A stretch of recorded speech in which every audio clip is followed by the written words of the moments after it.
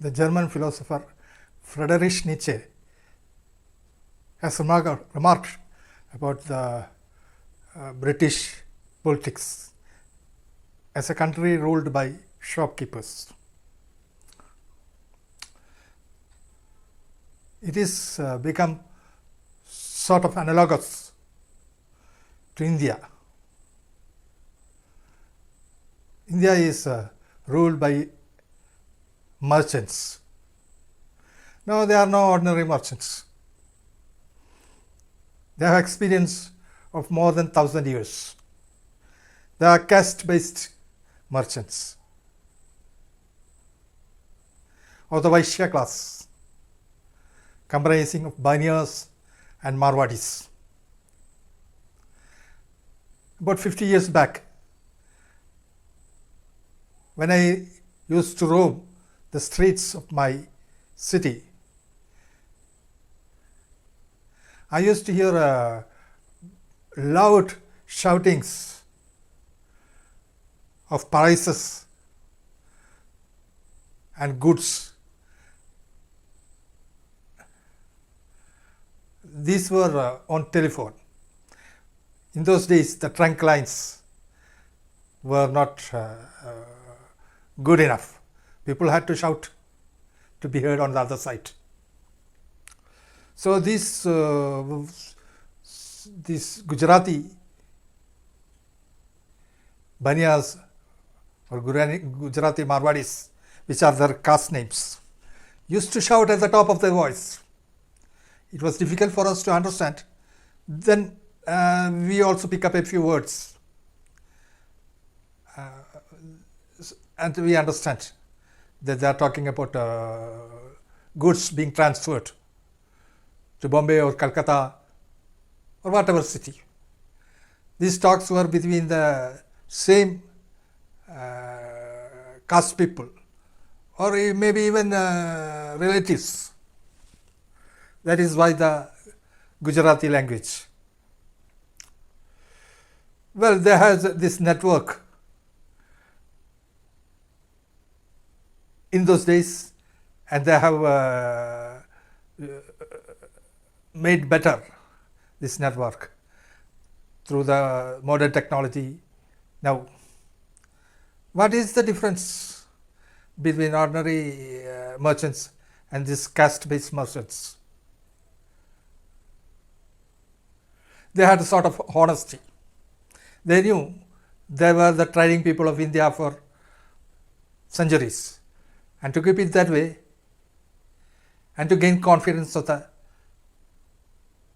ruling class, they were honorable to each other. They are truthful to their cousins, to their caste people. This we knew, the common people knew, that they never lied in business. Lakhs of rupees of transactions were done on telephone. Word was kept. This is all we knew. But the common people, they were not truthful. They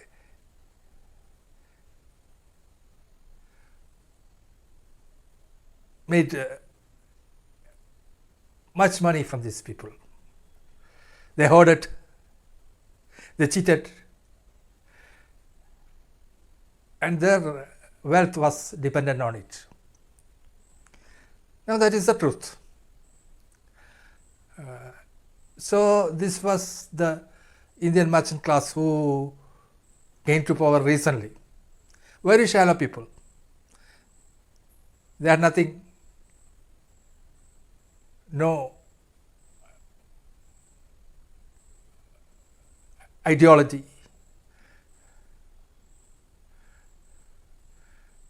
So what are they doing?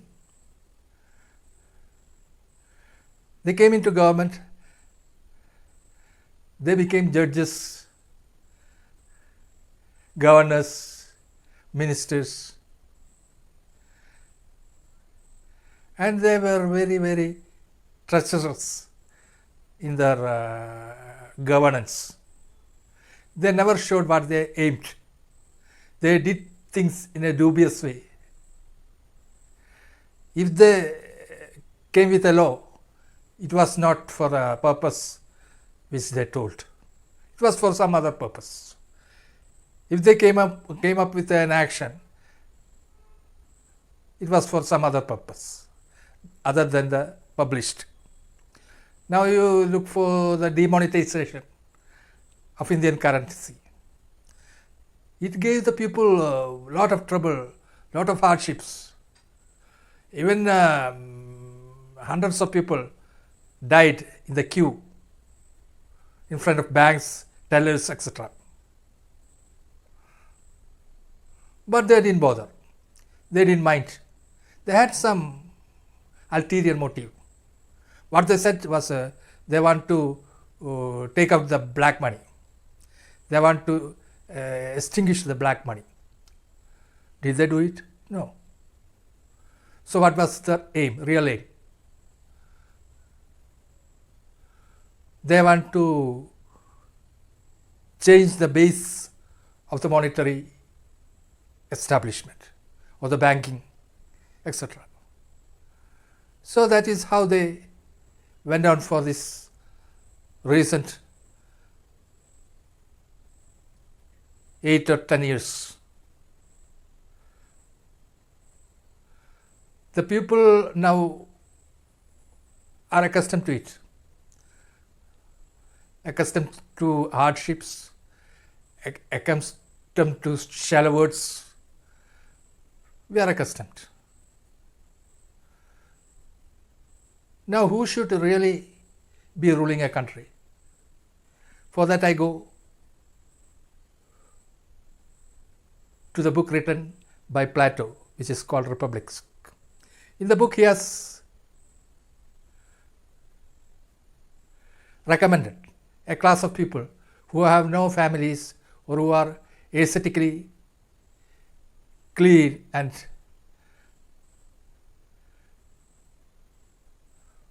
well driven. These people were to bring in the laws for the people, and they would be disinterested personally in its outcome. They were only thinking of the good of the people. So, this class are not merchants. This class is the think tank of a country. This class is the elite intellectuals. We have got these merchants, these caste merchants, who are not even real merchants. The modern merchants, modern businessman is much more better. He has some goodness in him. He has some class. So, this is how our country is being run. Of course, there are factors other than these merchants, but they have made a liaison between the classes which are actually ruling this country. We hope that this influence of the merchants may wither away in near future.